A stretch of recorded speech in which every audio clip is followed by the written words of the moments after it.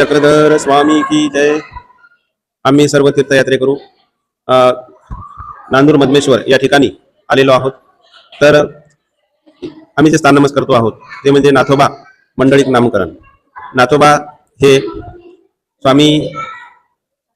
स्वामींना राजवार्ता करायचे आणि सुखवार्ता सांगायचे। स्वामी श्री चक्रधर महाराज यांना ते म्हणत होते की राजा जो आहे त्या राजाचे जे मंडळीक आहेत ते कशा पद्धतीने ते उठतात, कशा पद्धतीने बसतात, कसं राज्यवार्ता करतात। तर ही जी गोष्ट आहे नाथोबा म्हणजे स्वामींना सांगत होते आणि स्वामी ते प्रसन्न होऊन ऐकत होते।